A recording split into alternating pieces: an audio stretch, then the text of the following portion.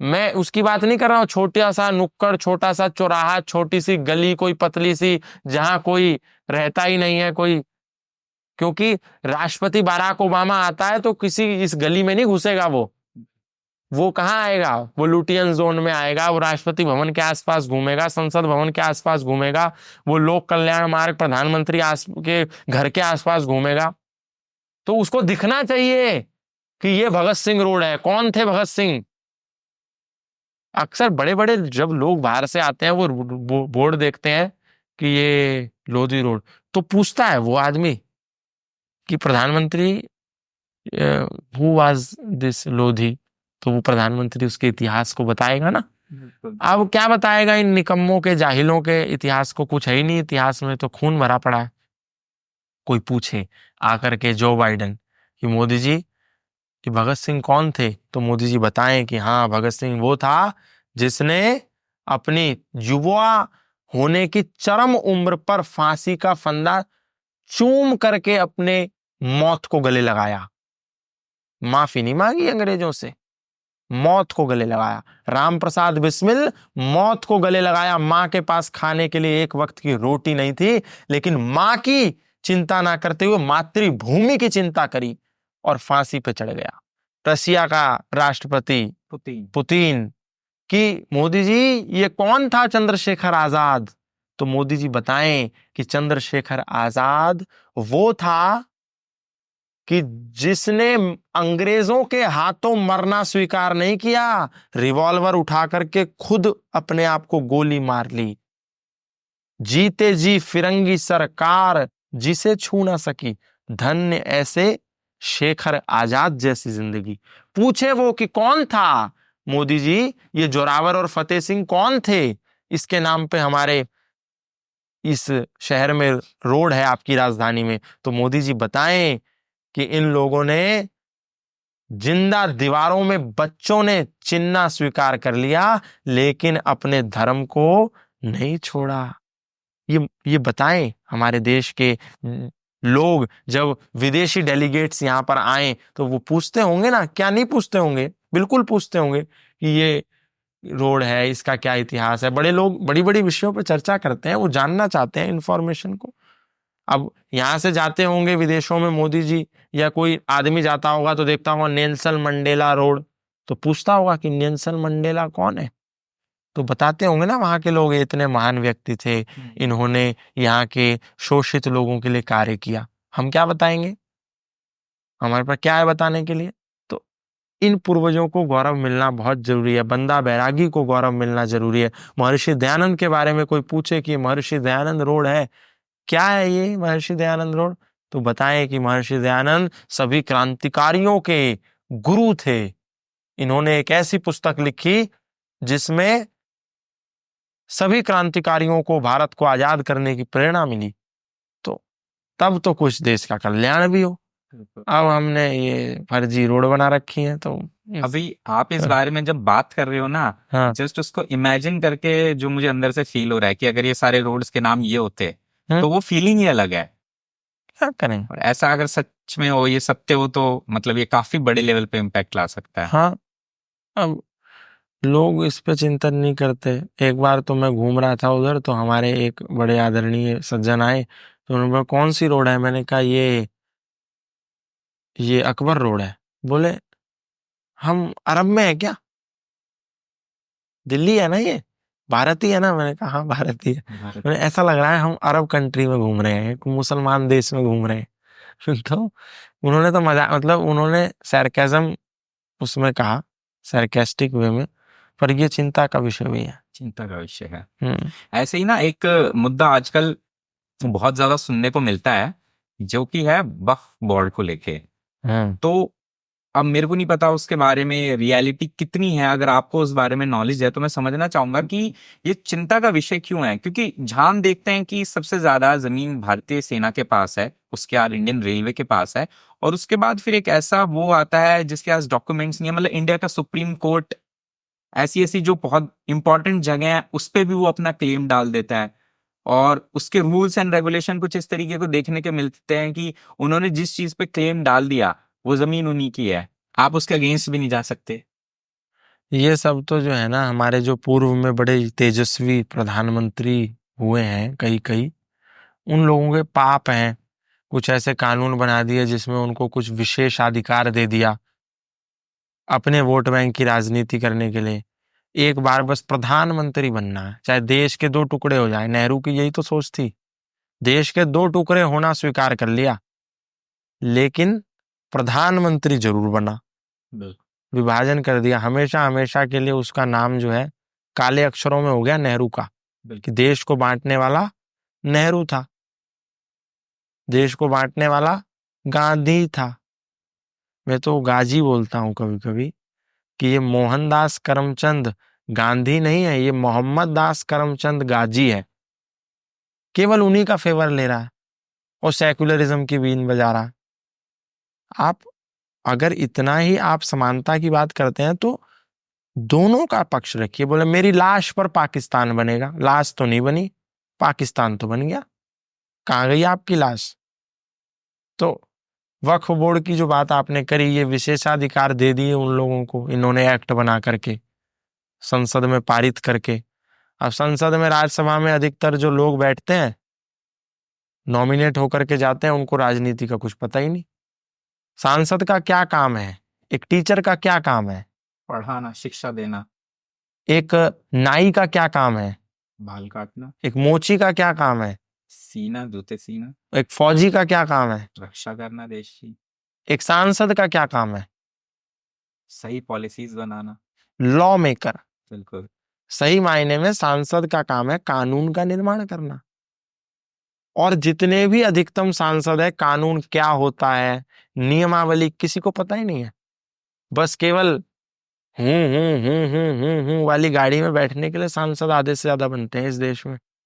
केवल लोधी रोड पे बंगला मिल जाए इसलिए सांसद बनते हैं। केवल अपने जो पैसा खूब सारा है उसको इन्वेस्ट करना है कहीं, तो सांसदी का चुनाव लड़ लेते हैं कहीं।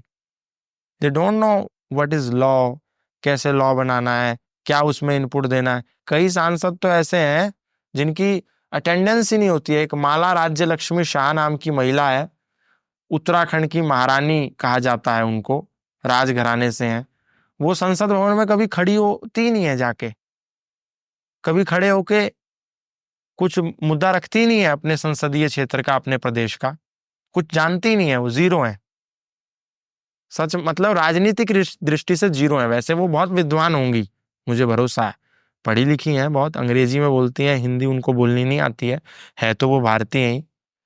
तो एक बहुत जरूरी चीज आपसे समझना चाहूंगा, जो कि युवाओं के समझने की बहुत जरूरत है, कि आप जो भी अभी हिस्ट्री देखते हो सनातन परंपरा से रिलेटेड, उसमें मिलावट हुई है, उसे दूषित किया गया है। तो वो दूषित करने का उद्देश्य आपको पता होना चाहिए, वरना हम ना खुद के ऊपर क्वेश्चन मार्क लगाने लग जाते हैं अपनी संस्कृति के ऊपर।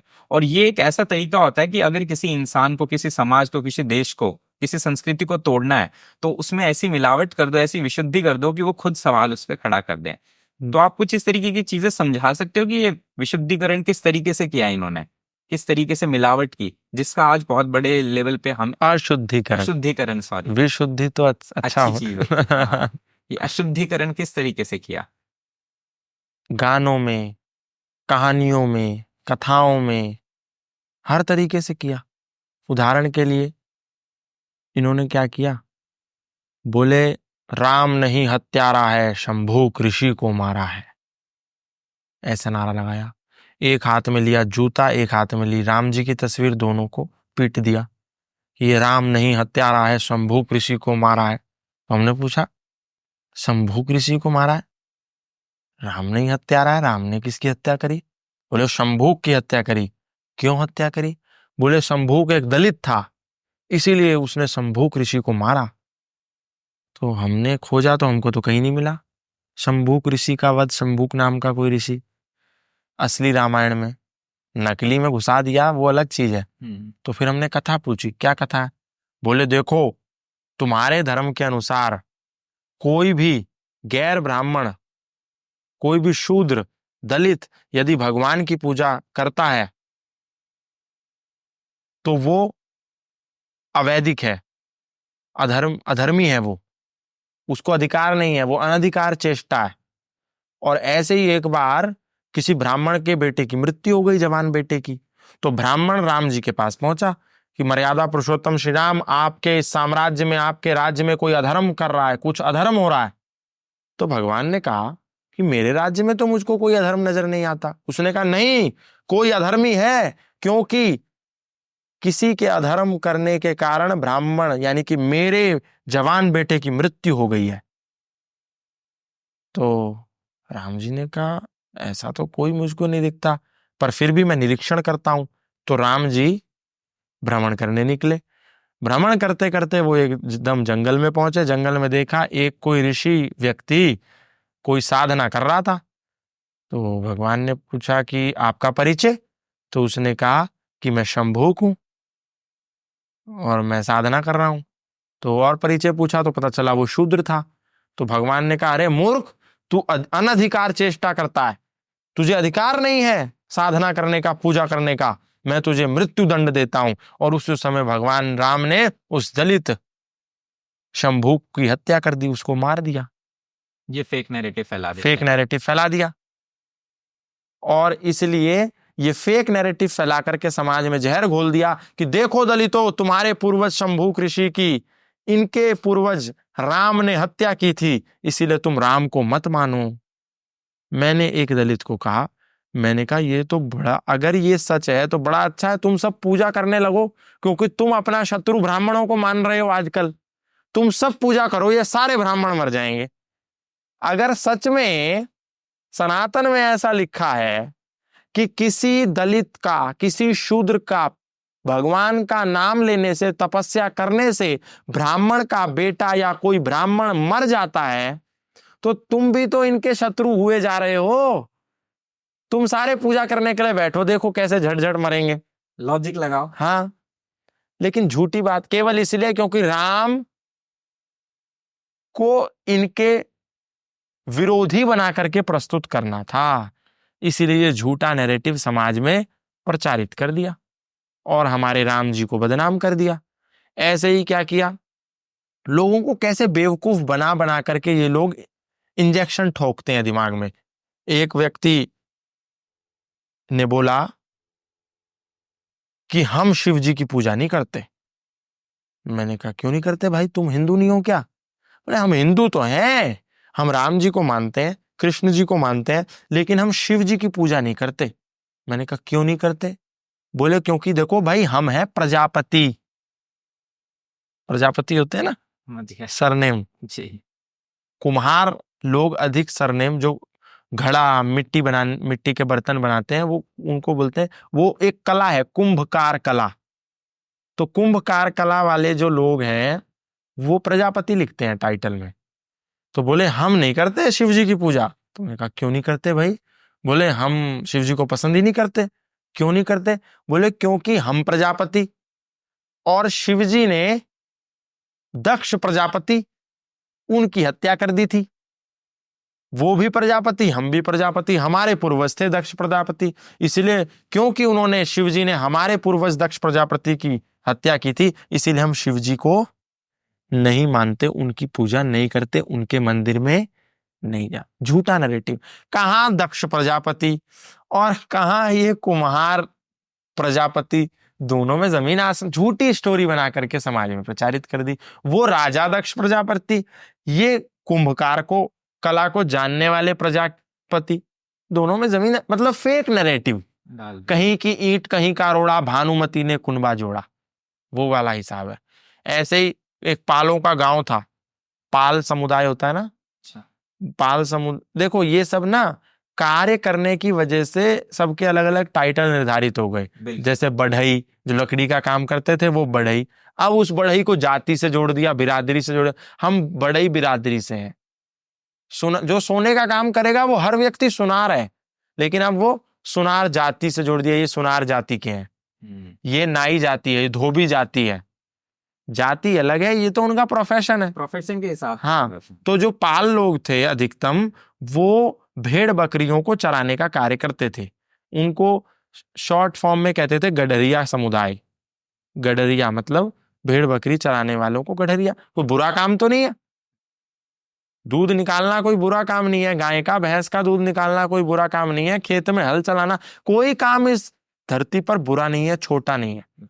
तो वो लोग अपना काम करते थे। तो ईसाई लोगों ने सोचा इनको कैसे अपने चंगुल में ले, तो उनके पास पहुंचे, बोले देखो हम और तुम भाई भाई ही हैं, तुम भटक करके हिंदुओं में राम और कृष्ण और शिव और हनुमान की पूजा करने लगे हो, लेकिन तुम हो हमारे ही भाई, हम एक ही थे पहले। तो उन्होंने कहा कैसे? बोला देखो तुम पाल, बोले हाँ हम पाल। तुम भेड़ बकरी चराते हो, हाँ हम भेड़ बकरी चराते हैं। बोले ईसा मसीह भी भेड़ बकरी चराते थे, तुम भी भेड़ बकरी चराते हो गया कनेक्शन। तुम भी पाल, और हमारे संप्रदाय के सबसे बड़े संप्रदाय गुरु पोप जॉन पाल भी पाल। कहाँ से भिड़ाए हैं तार? अब जो मूर्ख थे वो तो आ गए उनके चंगुल में, लेकिन कई बुद्धिमान भी होते हैं, वो नकार देते हैं। जैसे हरियाणा में कुछ ईसाई पहुंचे, ये सब सच्ची घटनाएं हैं, मैं कोई कथाएं कहानी नहीं सुना रहा हूं मनगढ़ंत। हरियाणा में कुछ ईसाई पहुंचे, तो हरियाणा के लोगों ने पूछा कि हाँ जी बताइए, क्योंकि इनका तो काम है ना, बाइबल को उठाते हैं और गांव गांव जाते हैं और अपने उसका प्रचार करते हैं झूठा, बिल्कुल, कि ये प्रजापिता है, ईसा मसीह ये है वो है, सबको ठीक कर देगा, दुष्टों के मतलब दुष्टों को दंड देगा। जैसे ही हरियाणा के गांव में गए तो इनका परिचय पूछा गया, भाई तुम कौन? बोले हम ईसाई। बोले ईसाई कौन? बोले ईसा मसीह के मानने वाले। बोले ये ईसा मसीह कौन? बोले कि ये ईसा मसीह खुदा का बेटा, भगवान का बेटा। तो गांव वालों ने कहा हरियाणा के, भाई तुम्हारा यहाँ कोई काम नहीं है। तो बोले मतलब?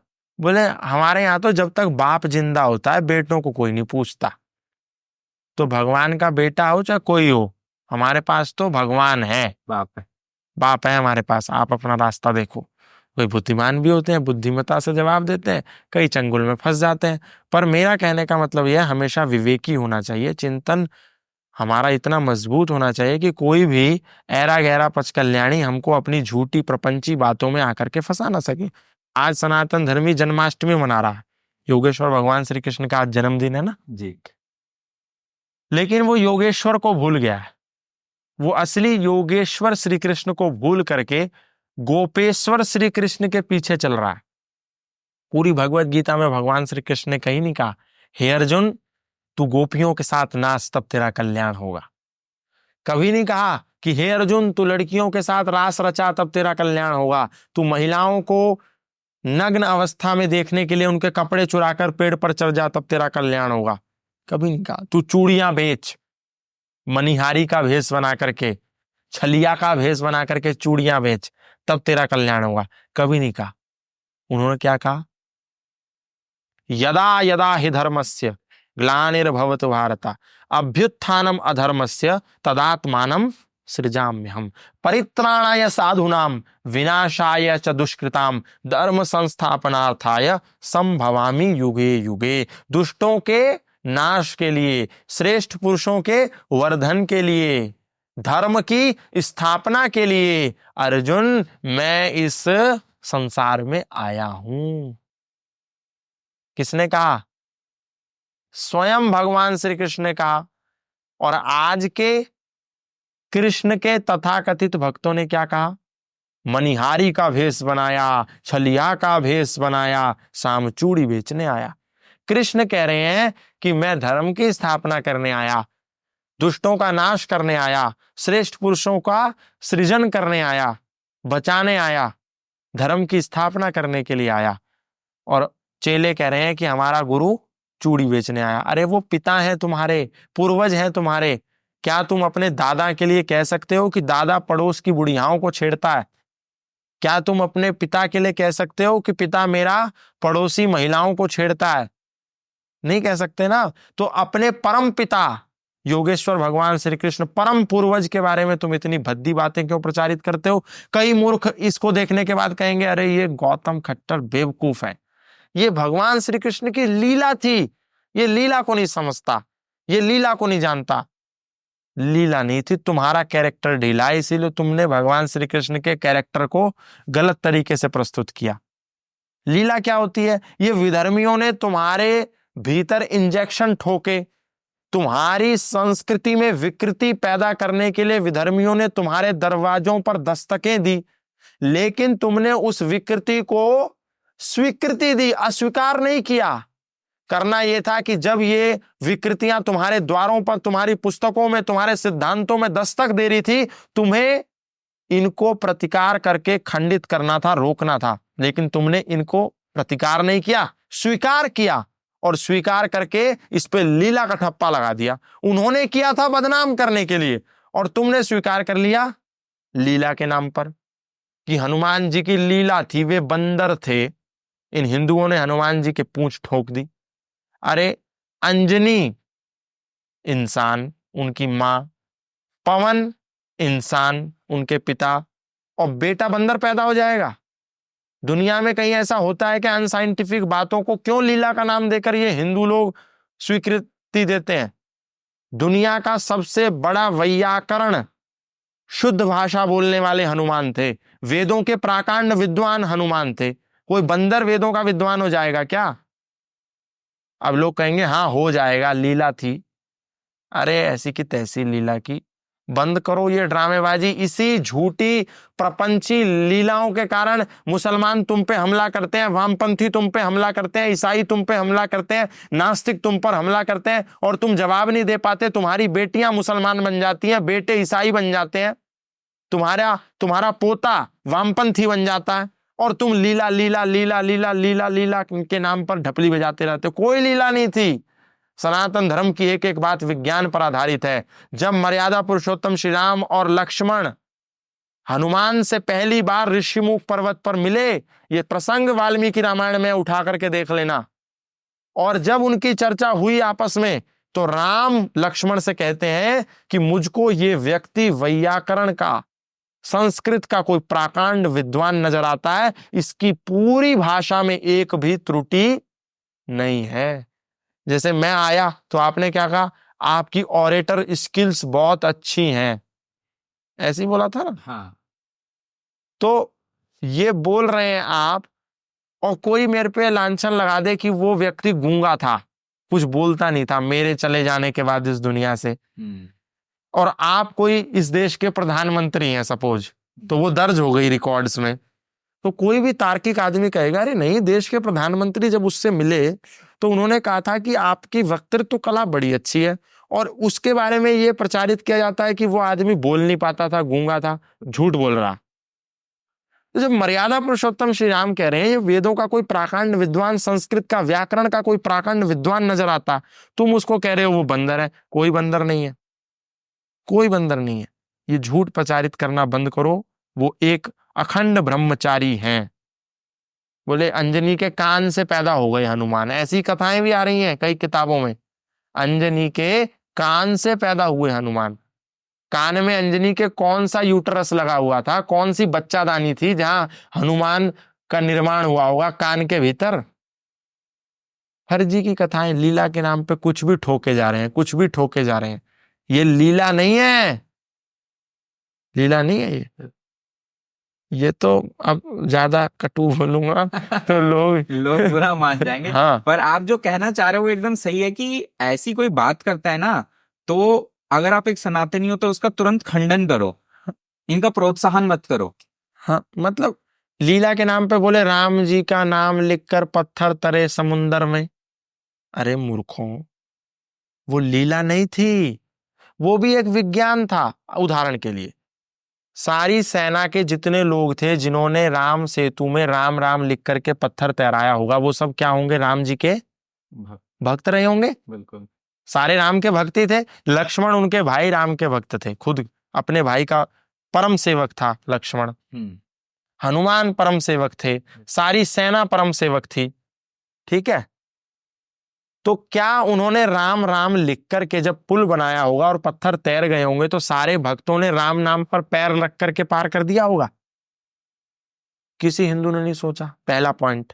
दूसरा पॉइंट, अगर वो तैरने वाले पत्थर थे तो समुद्र में तो भाव होता है, लहरें होती हैं, तैर तैर करके कहां कहां पहुंच जाते पत्थर। आज तक भी अवशेष बचा है उस पुल का। कैसे है वो अवशेष? साइंटिफिक था वो साइंटिफिक था। नर और नील नाम के दो सर्वश्रेष्ठ अभियंत्रिकी थे राम जी के पास, जिन्होंने अपनी बौद्धिक कला से, बौद्धिक कौशल से, जो उन्होंने भारत के प्राचीन गुरुकुलों में रह करके अभियंत्रिकी कला को सीखा था, उसके अनुसार वो पुल बनाया था। इन मूर्ख हिंदुओं ने उसको लीला का नाम देकर के सारे वैज्ञानिकता पर पानी फेर दिया। बोले वानर सेना थी, बंदरों की सेना थी। बंदर लड़ लेगा क्या रावण जैसे इतने महाप्रतापी आदमी से, जिसको कोई उस समय संसार में हराने वाला नहीं था। वानर थे पर बंदर नहीं थे। वानर वन में रहने वाले नर, बंदर नहीं थे। जैसे हमारे सनातन संस्कृति में 4 आश्रम है, ब्रह्मचर्य, गृहस्थ, सन्यास और वानप्रस्थ और सन्यास। तो वानप्रस्थ को कहे मतलब कि बंदर प्रस्थान कर रहे हैं। अरे वानप्रस्थ मतलब वन को प्रस्थान कर रहे हैं। अब हम वहां वन में जाकर के साधना करेंगे, वो वानप्रस्थी होता है जो वन में रह करके साधना करता है। तो वानर मतलब वन में रहने वाला नर, ना कि बंदर। इन हिंदुओं ने अपनी संस्कृति का, अपने ग्रंथों का, अपने पूर्वजों का जितना दिवाला निकाला और किसी कौम ने नहीं निकाला। मोहम्मद साहब पर यदि आप कोई टिप्पणी करते हैं, एक सच्ची टिप्पणी भी जो उनके ग्रंथों में लिखी हुई है, तो सर तन से जुदा, तनसर से जुदा, गुस्ताखे नबी की एक सजा। और तुम खुद अपने हिंदुओं पर झूठी टिप्पणियां करते हो, अपने पूर्वजों पर, राम को कुछ गंदी बात बोलते हो, शिव को कहते हो ये नशेड़ी है, गंजेड़ी है, कृष्ण को कहते हो ये चोर है, ये माखन चोरी करता है, ये लड़कियों के कपड़े चुराता है? खुद ही अपने धर्म की ऐसी तैसी करने में लगे हैं, अपने पूर्वजों का बैंड बजाने में लगे हुए हैं। हमें तो अपने ने लूटा, गैरों में कहाँ दम था, हमारी तो कश्ती भी वहां डूबी जहां पानी कम था। कोई मुसलमान नहीं कह रहा कि हनुमान बंदर थे, ये हिंदू कह रहे हैं। कोई मुसलमान ये नहीं कह रहा कि छलिया का भेष बनाया शाम चूड़ी बेचने आया। किसी मस्जिद से आवाज आ रही है क्या? ये मंदिरों से आ रही है। कोई अपने मुसलमान लाउड स्पीकर में ये नहीं बजा रहा कि नीलकंठ पे चढ़ के पी गया 1 बाल्टी भांग, भोला नू मटके, भोला नू मटके, भोला भांग पी के आ, पी के टल्ली हो गया, गोरा बैठ बलेरों में स्पेशल तेरी खातिर लाया। ये गीत कहाँ चल रहे हैं? मस्जिदों में चल रहे हैं, मदरसों में चल रहे हैं, गिरजाघरों में चल रहे हैं, बाइबल स्टडी सेंटर में चल रहे हैं, हिंदुओं के मंदिरों में चल रहे हैं। और ये गा रहे हैं, नाच रहे हैं, ठुमके लगा रहे हैं, ताली बजा रहे हैं। सोचो, रुको, ठहरो, चिंतन करो। शिव जी पर जल चढ़ाना है, मैं कह रहा हूं 1 लीटर की जगह 2 लीटर चढ़ा लो, लेकिन उनका दिवाला तो मत निकालो, उनको बदनाम तो मत करो। ये मेरा आग्रह है, और आप इस बात को सब स्वीकार भी करेंगे। नहीं करेंगे तो फिर वो द्रोही हैं। बिल्कुल, ये आपने बहुत अच्छी बात बताई, जो एग्जांपल्स दिए कि कहीं ना अपने पतन का कारण हम खुद ही बन रहे हैं। और इस तरीके के गाने अभी आज आप और मैं तो शायद चर्चा कर रहे हैं, तो हो सकता है कोई इससे सीख ले, लेकिन आने वाली जो भावी जनरेशन है वो उसकी ये दूरी बढ़ती ही जाएगी, क्योंकि उनके लिए जो अभी आप गाने बना रहे हो सो कॉल्ड, ये वो सुनेंगे, बार बार सुनेंगे, तो इमेज तो वही बनेगी ना। केरल स्टोरीज देखी कि नहीं? बिल्कुल। क्यों वो पहुंची अरब कंट्रीज में? क्योंकि उसके पास उसकी नजमा के प्रश्नों का उत्तर नहीं था। जब रिया से नजमा ने प्रश्न पूछा और रिया उत्तर नहीं दे पाई, तो वो भी रजिया बन गई। शंकाओं का समाधान नहीं था ना उसके पास। उसने पूछा, अरे शिव कैसे भगवान हो सकता है?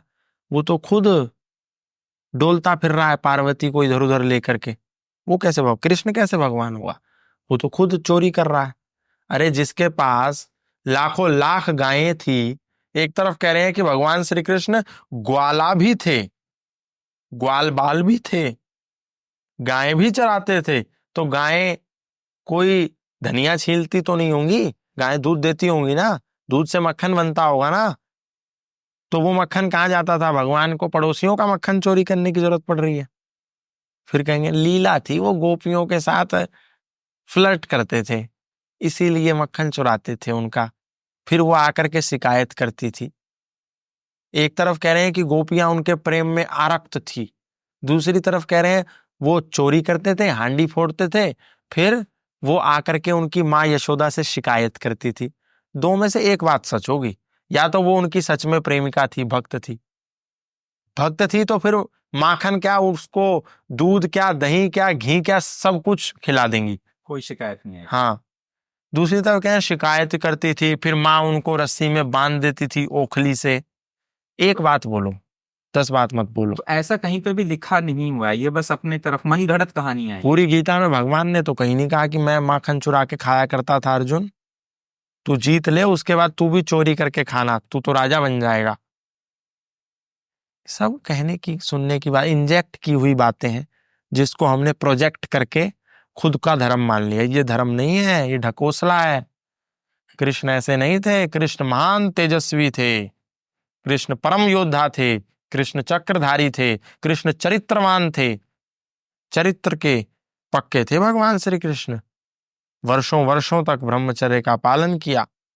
एक पतिव्रता थे, एक एक ही पत्नी थी रुक्मणी, लेकिन पता नहीं क्या क्या बना दिया कि ये घर वाली, ये बाहर वाली। फिर युवा सुनता है, अच्छा कृष्ण ऐसे थे, फिर उसको रोको कि बेटा लड़कियों को ऐसे नहीं देखते, लड़कियों को ऐसे नहीं छेड़ा करते। तो बोलते हैं अच्छा, हम करें तो, कृष्ण करें तो रासलीला, और हम करें तो कैरेक्टर ढीला। इस पे गाना और बना देते हैं, बना दिया ना, बिल्कुल। है ना। तो कुड़ियों का नशा प्यारे, नशा सबसे नशीला है, ऐसा ही है ना। हाँ, ये ऐसे ही शुरू होता है। मैं करूं तो साला कैरेक्टर ढीला है, हमारे भी कान में पड़ी जाता है, इस समाज में रहते हैं तो। और पढ़ता है तभी हम चिंतन करते हैं, फिर इस बात पे बोलते हैं। तो धुन भी याद हो गई है हमको, जगह जगह बजा रहे हैं।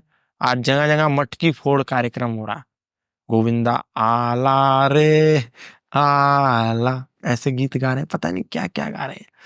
बस हिंदुओं की ऐसी तैसी हो गई। कहीं भी मंच पर कृष्ण और अर्जुन का संवाद नहीं दिखेगा आपको। बिल्कुल। मोर बांध करके हर कोई नशेड़ी नाचने लग रहा है कृष्ण बनकर। अरे तेरी हैसियत है क्या कृष्ण के नजदीक भी जाने की? गीता का एक श्लोक आता नहीं, महाभारत कभी उठा के देखी नहीं, बन रहे कृष्ण। उठ सुनाओ जरा 4 श्लोक।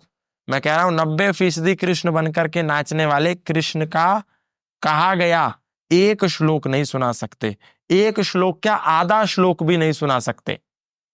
मैं चैलेंज देकर के कह रहा हूं, लेकिन नाच रहे। इस पर रोक लगनी चाहिए।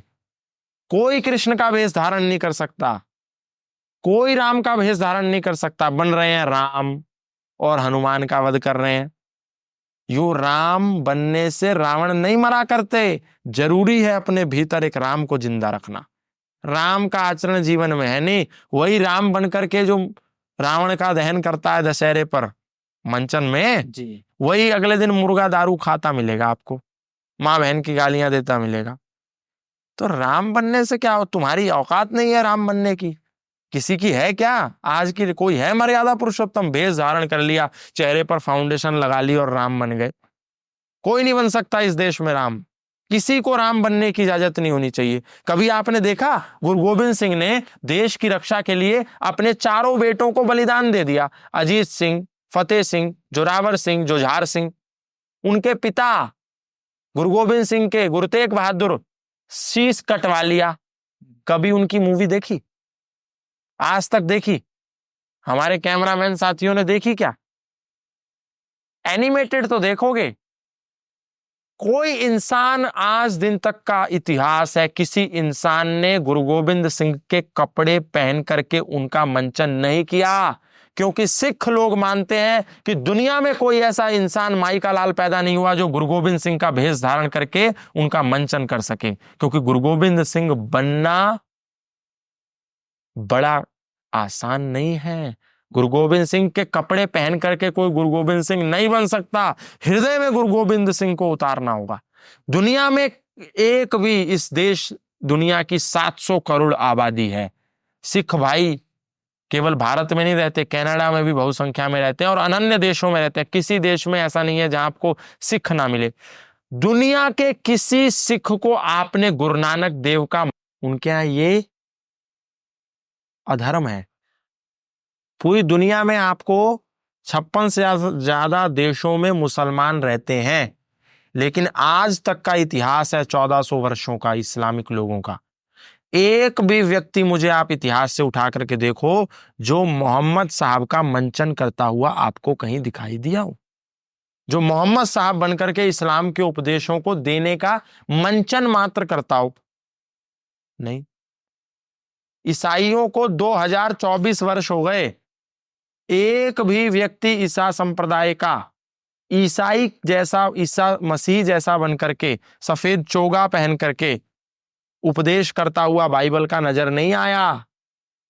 लेकिन हमारे यहां राम को नचाया, कृष्ण को नचाया, शिव को नचाया, हनुमान को नचाया, भद्दे गीत बनाए, कोई रोक टोक नहीं। एक बार इसने कुप्रयास किया था गुरमीत राम रहीम ने गुरु गोविंद सिंह बनने का, उसके ऊपर ईश निंदा का मुकदमा दर्ज किया। कीकू शारदा नाम का एक कॉमेडियन है, उसने गुरमीत राम रहीम की एक्टिंग करी थी, उसके कपड़े पहन करके गुरमीत राम रहीम जैसा मंचन किया था। गुरमीत राम रहीम के चेलों ने कीकू शारदा पर ईश निंदा का केस ठोक दिया। आप बताओ कौन सा गुरमीत राम रहीम ईश्वर है? मतलब गुरमीत राम रहीम का मंचन कीकू शारदा नहीं कर सकता, लेकिन इस देश का व्यक्ति राम बनकर के मंचन कर सकता है, कृष्ण बनकर के सड़कों पर नाच सकता है, शिव बनकर के वो जो मूवी है पीके, हाँ, उसमें भाग सकता है बाथरूम में। मोहम्मद साहब को दिखाया आपने भागते हुए, या मोहम्मद साहब को केवल अच्छे स्वरूप में दिखाया आपने पूरी मूवी में पीके में? ईसा मसीह को दिखाया कहीं भी ऐसे? ईसा मसीह को तो नहीं दिखाया। शिव जी को दिखाया बाथरूम करते हुए, टॉयलेट में टॉयलेट करते हुए। है ये क्या है? क्यों? क्योंकि उनको मालूम था कि अरे ये तो खुद नचाते हैं शिव को, इनका रोल दिखा दो, कोई दिक्कत नहीं है। पर हाँ, मोहम्मद साहब को बोलने पर तो ये गला काट देते हैं, तो इनका गलती से भी मत दिखा देना, अच्छा बुरा कुछ भी नहीं। ईसा मसीह का मत दिखा देना, यहां तो सजाए मौत हो जाएगी, फतवे जारी हो जाएंगे। इजाजत किसने दी? हमने और आपने दी, क्योंकि हमने ही अपने लोगों का सम्मान नहीं किया। जब हम अपने परिवारजन, अपनी माँ का सम्मान नहीं करते ना, तो बाहर से आने वाली बहू जो है वो सम्मान नहीं करेगी अपनी सास का। बेटा सम्मान अपनी माँ का करेगा तो बहू भी करने के लिए बाधित होगी। ये बिल्कुल। गौतम अन्ना, बहुत मजा आया आज आपसे बात करके। बहुत सारी ऐसी चीजें सीखने को मिली जिसकी युवा को खास तौर पे सीखने, समझने की और बहुत ज्यादा चिंतन करने की आवश्यकता है। वरना जिस दिशा में अभी संस्कृति जा रही है, इसके परिणाम बहुत मतलब बेकार हो सकते हैं। एक बात, तो बहुत बहुत धन्यवाद आपका समय निकालने के लिए। शुक्रिया, आभार। आई होप आज के पॉडकास्ट में आपको बहुत मजा आया होगा। इस पॉडकास्ट का आपको बेस्ट पार्ट क्या लगा वो मेरे को कमेंट सेक्शन में जरूर बताएं, और सब्सक्रिप्शन बटन पे प्लीज क्लिक करें, क्योंकि आपका एक सब्सक्रिप्शन हम लोगों को बहुत मोटिवेट करता है, ताकि हम ऐसे ही अच्छे अच्छे गेस्ट को बुलाएं और इस तरीके का क्वालिटी कंटेंट जो आपको इंटरेस्टिंग भी लगे और आपकी लाइफ में कुछ पॉजिटिव इम्पैक्ट भी डाले, वो बना सके। सो स्टे ट्यून, अगले एपिसोड में फिर से मिलते हैं। तब तक के लिए नमस्कार।